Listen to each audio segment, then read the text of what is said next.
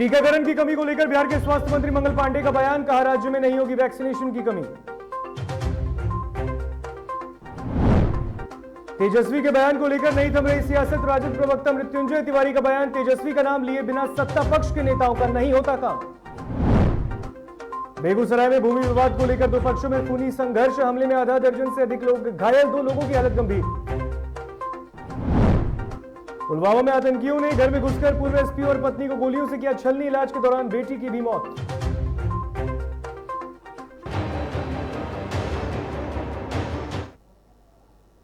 नमस्कार, आप देख रहे हैं डीटीवी भारत और मैं हूं आपके साथ ऋतिक। खबरें विस्तार से। पटना में बिहार के स्वास्थ्य मंत्री मंगल पांडे ने बिहार टीकाकरण में आई कमी को लेकर बयान दिया है। उन्होंने कहा कि दिसंबर तक बिहार में वैक्सीनेशन को पूरा करने का प्लान बना लिया गया है और पूरे करने के प्लान के हिसाब से ही कार्य किया जाएगा और राज्य में वैक्सीनेशन की कमी नहीं होगी। वहीं उन्होंने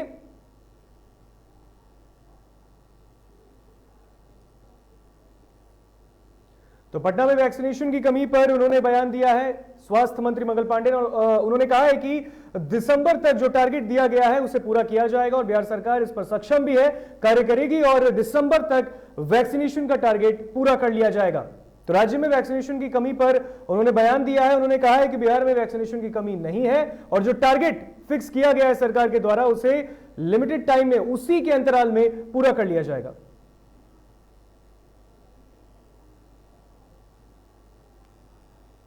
और इस पर अधिक जानकारी के लिए हमारे साथ हमारे संवाददाता निषेध जुड़े हैं। निषेध, वैक्सीनेशन की कमी बिहार में देखी जा रही है, लेकिन अब स्वास्थ्य मंत्री कह रहे हैं कि वैक्सीनेशन की कमी नहीं होगी और जो तय सीमा है उसे पूरा कर लिया जाएगा। जी बिल्कुल, जिस तरीके से वैक्सीन की कमी पटना के कई केंद्रों पर देखने को मिली है और कई जगहों पर देखने को मिली है और इसको लेकर के स्वास्थ्य मंत्री मंगल पांडे का आज बयान आया और उसमें उन्होंने कहा कि टीका का निर्माण पूरी गति जो है उसकी वो तेज है और वैक्सीन की जो प्रक्रिया है वो आगे और तेज होगी। थोड़ी कमियां आ रही थी क्योंकि जो कंपनियां थी जिनको ऑर्डर दिया गया था वहां से वैक्सीन आने में थोड़ा समय लग गया, लेकिन अब दिसंबर माह का उन्होंने हवाला दिया और कहा है कि दिसंबर तक जो वैक्सीन है वो लग जाएगा और जितनी तेजी से टीका बनाया जा रहा है उतनी तेजी से लोगों को लगाया भी जा रहा है। तो जो भी अभी कमियां हैं वो कमियों को दूर कर लिया जाएगा, स्वास्थ्य मंत्री मंगल पांडे ने दावा किया है। लेकिन कई केंद्रों पर अगर देखा जाए तो फिलहाल की जो स्थितियां हैं वहाँ पे वैक्सीनेशन केंद्रों पर वैक्सीन नहीं लग पा रहे, लोग नहीं ले पा रहे हैं। तो उन लोगों को अब आने वाले समय में स्वास्थ्य मंत्री ने आश्वासन दिया है, तो देखना वाली बात होगी कि आखिर उनको टीका लगेगा या नहीं। बिल्कुल, और जो तय सीमा है उस पर देखना तो पड़ेगा ही, लेकिन सबसे बड़ी बात यह है कि जो दिसंबर तक का टारगेट स्वास्थ्य मंत्री ने कहा है, शहर तो ठीक है, गाँव में कैसे पूरा करेंगे? बिल्कुल, देखिए गांव और शहरी इलाके दोनों ही इलाकों में स्वास्थ्य विभाग की ओर से टीकाकरण जागरूकता रथ भी शुरू किया गया है और उस जागरूकता रथ के जरिए लोगों को समझाने की कोशिश की जा रही है कि आप लोग भी टीका ले। इसके साथ ही टीका की जो गाड़ियां हैं वो भी ग्रामीण इलाकों में चलाई जा रही हैं और शहरी इलाकों में चलाई जा रही है। लेकिन सवाल यह है कि उन गाड़ियों में टीका उपलब्ध है या नहीं है, क्योंकि अगर टीका उपलब्ध नहीं होगा तो फिर लोगों को कैसे लगेगा और पीछे से अगर टीका नहीं आता है, जिन कंपनियों को ऑर्डर दिया गया है, तो अगर बिहार टीका नहीं पहुंचता है तो टीका कैसे लगेगा? उन गाड़ियों को चलाने का ऐसा कोई फायदा नहीं है। तो उसमें टीका उपलब्ध भी होना चाहिए और स्वास्थ्य मंत्री ने आश्वासन दिया है कि टीका पर्याप्त मात्रा में बिहार पहुंचेगा और लोगों को आसानी से टीका लग पाएगा और दिसंबर माह तक जो महाअभियान है वो चलते रहेगा, लोगों को टीका लगातार लगेगा। चलिए, एक आखिरी सवाल आपसे पूछेंगे निषेध, इस वक्त आप पटना के सड़कों पर ही हैं और केंद्रों का आपने निरीक्षण आपने भी किया है, देखा है, स्थितियों को समझा है, मौजूदा हालात क्या है टीकाकरण केंद्रों पर? क्या लोग ले रहे हैं वैक्सीन? लगातार लोग वैक्सीन लेने के लिए पहुंच रहे हैं, लेकिन मैंने पहले बताया कि कई केंद्र हैं, ज्यादातर केंद्र वैसे नहीं है, कुछ ही केंद्र हैं जहां पे वैक्सीन की थोड़ी शॉर्टेज आई थी, लेकिन वहां पे भी ये दावा किया जा रहा है कि जल्दी वैक्सीन मिल जाएगा। और स्वास्थ्य मंत्री ने एक और बात कही है कि आज शाम तक एक वैक्सीन की खेप भी आने वाली है, तो अगर वो खेप आ जाती है तो और उन केंद्रों पहुंच जाएगी और लोगों को आसानी से मिलेगी। तो फिलहाल की जो स्थिति है, कुछ केंद्र हैं जहां पे भी शॉर्टेज आई है, उन शॉर्टेज को खत्म कर लिया जाएगा जल्दी। बिल्कुल निषेध, तमाम जानकारी के लिए बहुत बहुत शुक्रिया आपका। तो वैक्सीनेशन पर स्वास्थ्य मंत्री मंगल पांडे ने बयान दिया। उन्होंने कहा है कि राज्य में वैक्सीन की कमी नहीं होगी और जो तय सीमा है यानी कि दिसंबर, उस वक्त तक सारे लोगों को कोरोना का टीका दे दिया जाएगा। अब देखने वाली बात यह होगी कि क्या तय सीमा पर बिहार के हर एक लोगों को कोरोना का टीका दिया जाता है या फिर नहीं। और राघोपुर दौरे के दौरान तेजस्वी यादव के सरकार गिरने वाले बयान पर सियासत अब तक जारी है। सत्तापक्ष जहां तेजस्वी यादव पर हमला बोलते नजर आ रहा है, तो वहीं विपक्ष के नेता तेजस्वी के बयान को सही बताते नजर आ रहे हैं। बिहार के स्वास्थ्य मंत्री ने तेजस्वी के बयान को बेमतलब का बयान बताया है, तो विपक्ष भी सत्तापक्ष पर हमला बोलते नजर आ रहा है। दो महीना जो बिहार से गायब रहता है, उसके किसी बयान पर टिप्पणी देना मैं शायद उचित नहीं समझता। दो महीना जो बिहार से गायब रहता है, उसके किसी बयान पर टिप्पणी देना मैं शायद उचित नहीं समझता। जब तक नेता विरोधी दल श्री तेजस्वी यादव जी को, हमारे नेता आदरणीय लालू प्रसाद जी को नहीं टिप्पणी करेंगे, तब तक इन लोगों का तो कोई नोटिस भी नहीं लेंगे। तो इनकी भी अपनी राजनीति चलती है तेजस्वी जी के नाम लेने से। वो कह रहे हैं कि बिना मौसम कार्तिक में जो है आम तेजस्वी यादव जी देख रहे हैं। भाई ये तो अभी आम का महीना है, आषाढ़ का महीना है, ये भी इनको पता नहीं है कि अभी कार्तिक नहीं है। आरजेडी की सिल्वर जुबली को लेकर पटना में राजद की नेत्री ऋतु जायसवाल ने बयान दिया है। उन्होंने कहा कि यह विचारधारा की जयंती है। वहीं उन्होंने आगे कहा कि उस दिन स्वर्गीय रामविलास पासवान जी की भी पुण्यतिथि मनाई जाएगी, क्योंकि उनकी विचारधारा और हमारी विचारधारा हमेशा से एक रही है। हमेशा से ही रहा है। यहाँ पे थोड़ी सी एक जो बात है, जैसा भी उन्होंने पूछा भी था कि इस बार हम लोग रामविलास पासवान जी की जयंती मना रहे हैं, तो ये एक विचारधारा की एकजुटता है। विचारधारा चाहे उनकी हो या माननीय लालू प्रसाद यादव जी की हो या हमारी पार्टी की हो, विचारधारा एक रही है। तो कहीं ना कहीं से वो सम्मान देने वाली बात है, उस विचारधारा को सम्मान देने की वाली बात है। तो हम किसी पर्टिकुलर व्यक्ति का नहीं, बल्कि उस विचारधारा को मानते हैं। समानता की जो विचारधारा रही है, उस विचारधारा की जयंती हम मना। पटना सिटी के काजीकला थाना क्षेत्र के मानस पथ स्थित दीवान मोहल्ला इलाके में देर रात चोरों ने सेंधमारी कर एक साथ 3 मकानों को निशाना बनाते हुए जेवरात समेत नगद रुपए की चोरी कर ली।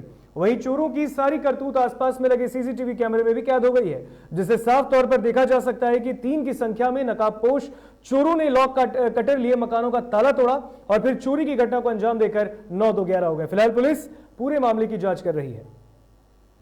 तो पटना सिटी के इस इलाके में जबकि रिहायशी इलाका है और वहां पर 3 मकानों को चोरों ने अपना निशाना बनाया है और लॉक कटर के जरिए उन्होंने घर का ताला तोड़ा। उसके बाद घर में रखे सामान पर हाथ साफ कर दिया और उसके बाद मौके से फरार हो गए।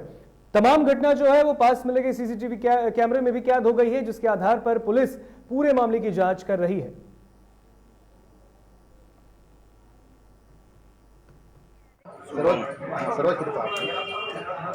सरोज त्रिपाठी जो है मालिक है और उसके मालिक किराएदार के गया अमृता कुमारी, पति के नाम है अनुजय।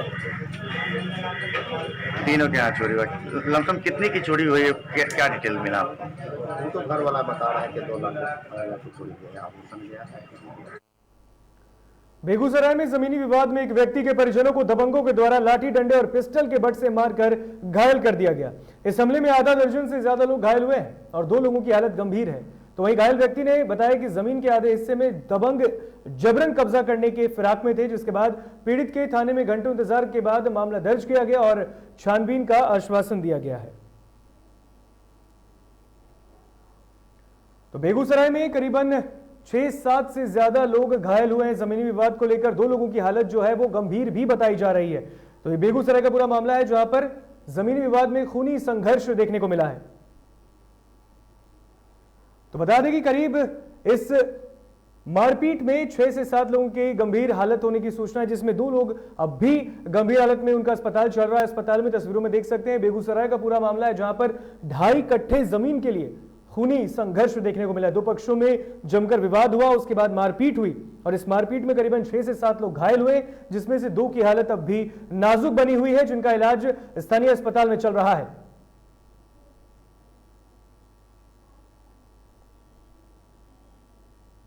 मेरी है सर, वहाँ वो सब अवैध रूप से कब्जा करना चाहता था। हम लोग उसको गए मना करने के लिए, भाई ऐसा क्यों करोगे तुम, कागज मेरे पास में। तब उसने कहा नहीं, हम जो मन हुआ करेंगे, हम बनावेंगे। बस उसी में लाठी पहना, हाथ को कुदाल चलाना शुरू कर दिया, पिस्तौल के बट से मारा बचवा को। देख रहे हैं कपा। और इस पर अधिक जानकारी के लिए बेगूसराय से संवाददाता जीवेश हमारे साथ जुड़ चुके हैं। जीवेश, 2 पक्षों के बीच ये खूनी संघर्ष जमीनी विवाद में देखने को मिला है।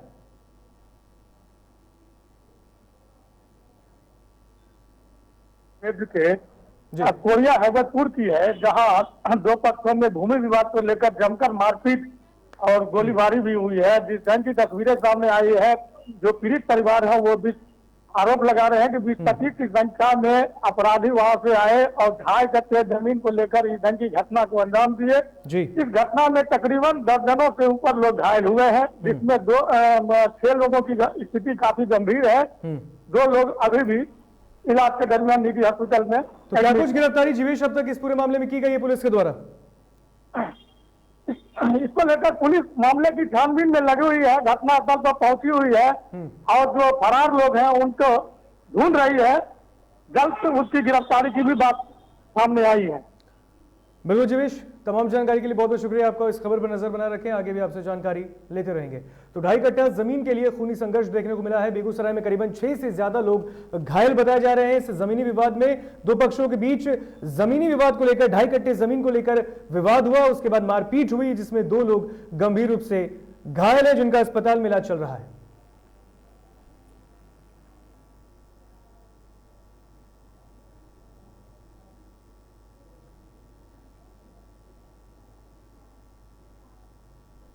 और फिलहाल आपसे अभी थोड़ी देर के लिए इजाजत चाहेंगे। खबरें आगे और भी हैं, यहां रुके एक छोटे से ब्रेक के लिए।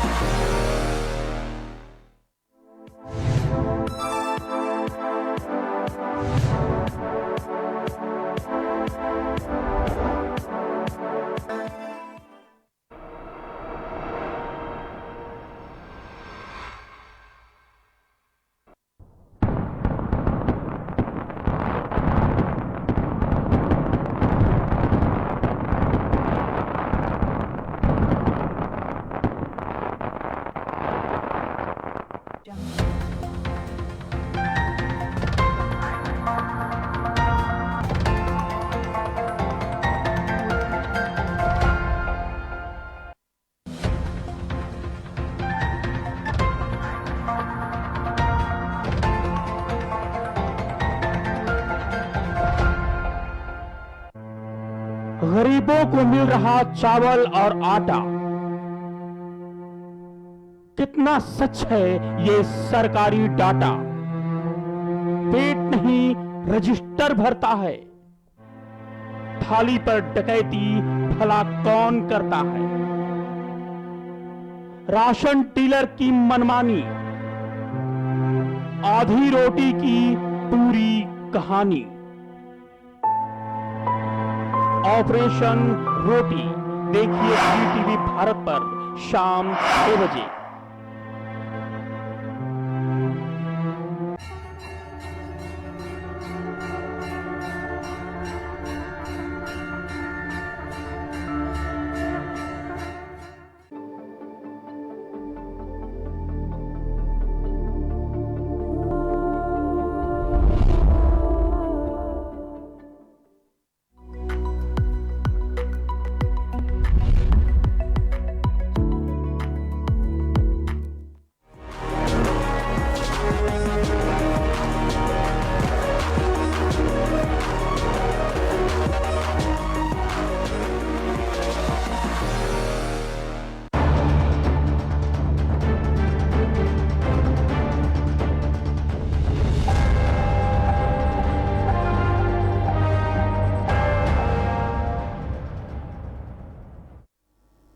ब्रेक के बाद एक बार फिर स्वागत आपका डीटीवी भारत में। बढ़ते हैं खबरों में आगे।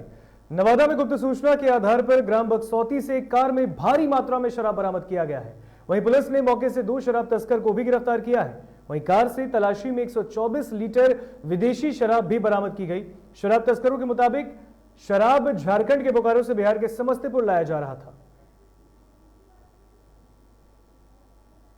तो नवादा में 2 शराब तस्करों को पकड़ा गया। आपको बताया जा रहा है कि ये बोकारो से शराब लेकर आ रहे थे और बिहार के समस्तीपुर शराब को लाया जा रहा था, लेकिन रास्ते में ही पुलिस ने चेकिंग अभियान चलाकर शराब को जब्त कर लिया। तस्वीरों में साफ देख सकते हैं भारी मात्रा में गाड़ी से शराब का जखीरा बरामद किया गया है और साथ ही साथ 2 शराब तस्करों को भी मौके से गिरफ्तार किया गया है, जिनके विरुद्ध अब कार्रवाई की जाएगी।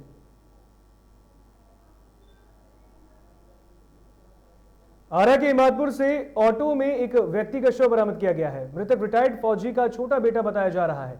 बता दें कि मृतक 10 दिन पहले ही छुट्टी लेकर अपने घर आया। वहीं सूचना पर पहुंची पुलिस ने शव को कब्जे में लेकर पोस्टमार्टम के लिए भेज दिया है और मामले की जांच कर रही है। तो आरा में व्यक्ति की हत्या की आशंका जताई जा रही है। बताया जा रहा है कि रिटायर्ड जवान के बेटे की मौत हुई है और परिजनों का यह आरोप है कि किसी ने उसकी हत्या की है।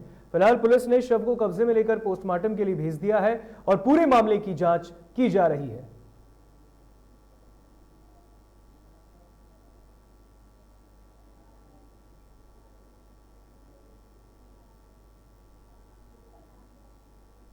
और बक्सर में जिलाधिकारी अमन समीर ने 5 दिवसीय पल्स पोलियो अभियान की शुरुआत की है, जो नवजात शिशुओं को उन्होंने पोलियो खुराक पिलाया भी है। और इस दौरान उन्होंने कहा कि पोलियो एक गंभीर बीमारी है जिससे ग्रसित होने पर शिशु उम्र भर के लिए लाचार हो जाता है। इसलिए यह हम सब की नैतिक जिम्मेदारी है कि अपने और समुदाय के 5 वर्ष से कम आयु के नौनिहालों को पोलियो की दवा जरूर पिलाएं और स्वास्थ्य विभाग द्वारा चलाए अभियान को सार्थक कर पोलियो को जड़ से खत्म करें।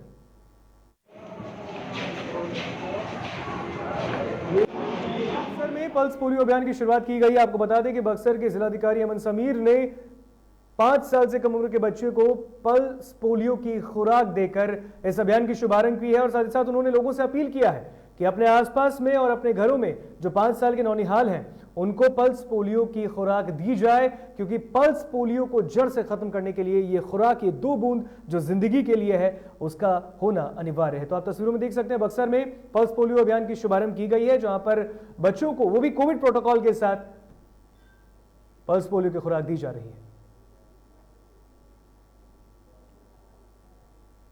और दुमका पुलिस को बड़ी सफलता हाथ लगी है। पुलिस ने किडनैपिंग गैंग के मुख्य आरोपी को गिरफ्तार किया है।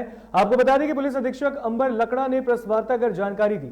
गुप्त सूचना के आधार पर गिरोह का खुलासा किया गया और इसी के साथ पुलिस ने अपहृत व्यक्ति को भी बरामद किया है। गिरोह के बाकी अपराधियों की तलाश अब भी जारी है।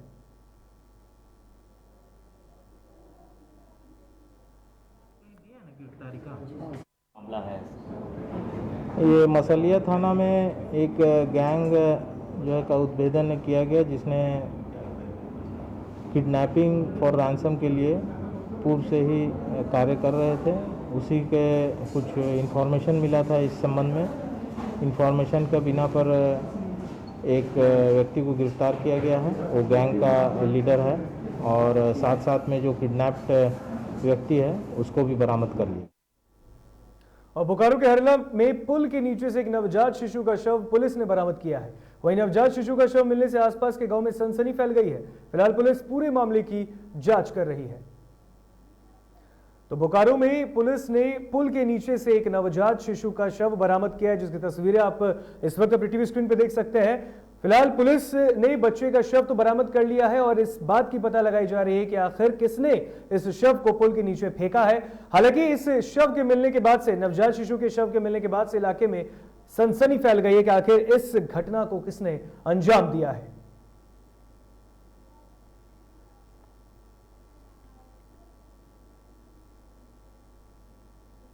और जामताड़ा के मिहिजाम थाने में पदस्थापित पुलिसकर्मी और पुलिस पदाधिकारियों के रहने की कोई व्यवस्था नहीं है। बता दें कि आवास बहुत पुराने हो चुके हैं और झाड़ियों से घिरे हैं। आवास में दुर्घटना की आशंका से भी मुकरा नहीं जा सकता। वहीं पुलिस अधीक्षक दीपक कुमार सिन्हा को जब इसकी जानकारी दी गई तो उन्होंने बताया कि पुलिस कर्मियों की समस्या के समाधान के लिए प्रयास किए जा रहे हैं। तो जामताड़ा में पुलिसकर्मियों के रहने की कोई व्यवस्था नहीं है। तस्वीरों में साफ देख सकते हैं ये वो पुलिसकर्मी हैं जो हमारे लिए 24 घंटे कार्य करते हैं, लेकिन उनके रहने की कोई व्यवस्था नहीं है। आप देख सकते हैं तस्वीरों में ये जो आवास है ये जर्जर स्थिति में है और कहीं ना कहीं पुलिस विभाग की ये लापरवाही है। और बता दें आपको, जर्जर मकान की देखरेख करने वाला कोई नहीं। हालांकि पुलिस के अधिकारी जो उनका कहना है कि इस भवन को ठीक जल्द से जल्द कर लिया जाएगा। हालांकि आखिर कब, ये देखने वाली बात होगी।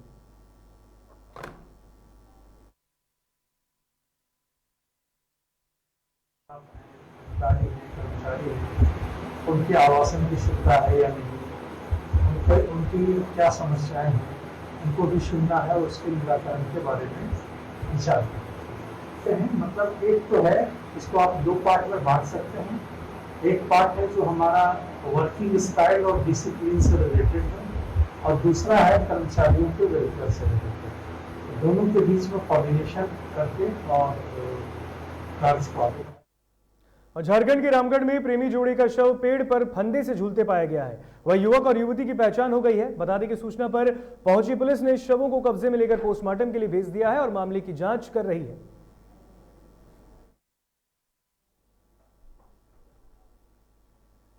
चलिए बात करते हैं अब जम्मू में ड्रोन हमले के 24 घंटे के भीतर ही आतंकियों ने कश्मीर के पुलवामा में पूर्व स्पेशल पुलिस ऑफिसर यानी कि एसपीओ फयाज अहमद की गोली मारकर हत्या कर दी।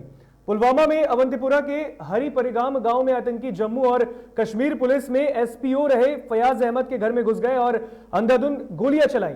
बता दें कि इस आतंकी कार्रवाई में फयाज के मौके पर ही मौत हो गई और पत्नी और बेटी की भी मौत इलाज के दौरान हो गई। फिलहाल इलाके को घेर लिया गया है और सर्च अभियान जारी है।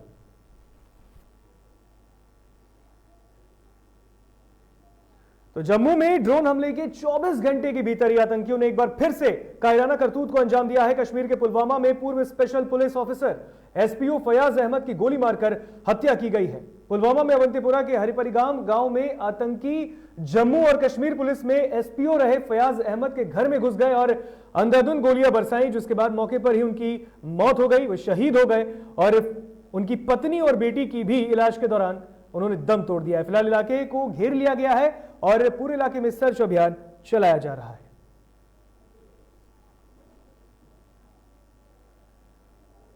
और दिल्ली में गणतंत्र दिवस के दिन लाल किले पर हुई हिंसा मामले में 1 लाख के इनामी आरोपी गुरजोत सिंह को गिरफ्तार किया गया है। बता दें कि दिल्ली पुलिस ने गणतंत्र दिवस पर हुई हिंसा में संलिप्त दीप सिद्धू, जुगराज सिंह, गुरजोत सिंह और गुरजंत सिंह हर एक के सिर पर 1 लाख रुपए का इनाम रखा था। जसबीर सिंह, बूटा सिंह, सुखदेव सिंह और इकबाल सिंह के सिर पर भी 50,000 रुपए का इनाम घोषित किया गया था। वहीं दिल्ली पुलिस की स्पेशल सेल ने 1 लाख के इनामी गुरजोत सिंह को पंजाब से गिरफ्तार किया है। गुरजोत को गिरफ्तार करने के बाद दिल्ली पुलिस की स्पेशल सेल की टीम उसे दिल्ली लेकर आई। दिल्ली पुलिस 26 जनवरी से ही गुरजोत की तलाश में थी।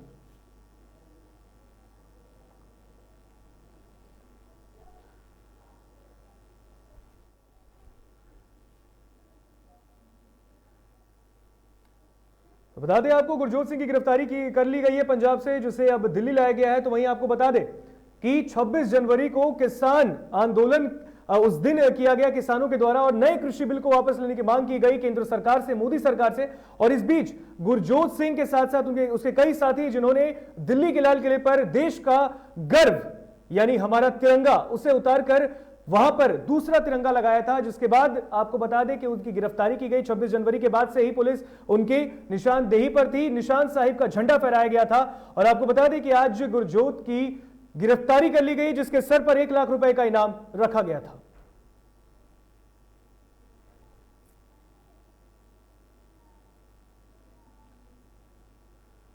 और फिलहाल खबरों में इतना ही। हमें दीजिए इजाजत, देखते रहिए जीटीवी भारत। नमस्कार।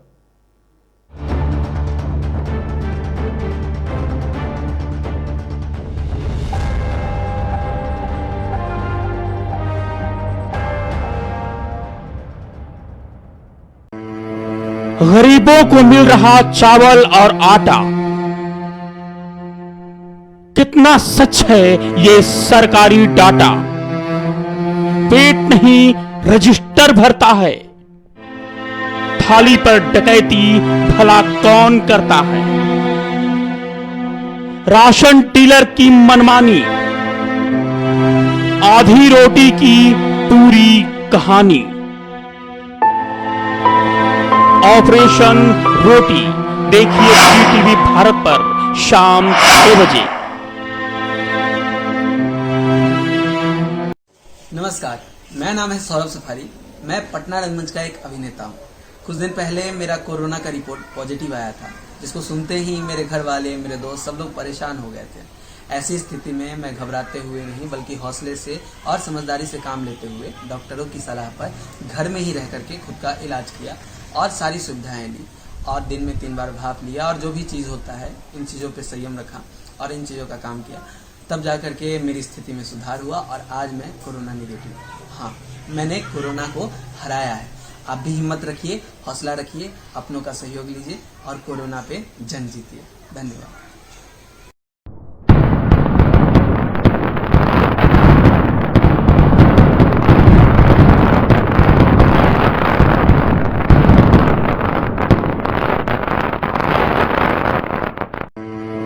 गरीबों को मिल रहा चावल और आटा,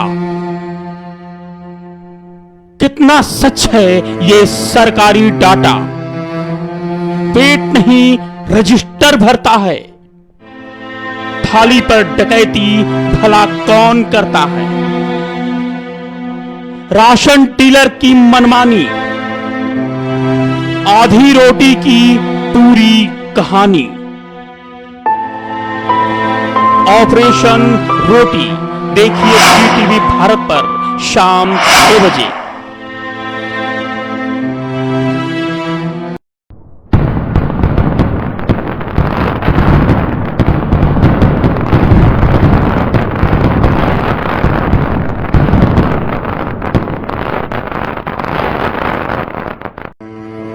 गरीबों को मिल रहा चावल और आटा, कितना सच है ये सरकारी डाटा। पेट नहीं रजिस्टर भरता है, थाली पर डकैती भला कौन करता है।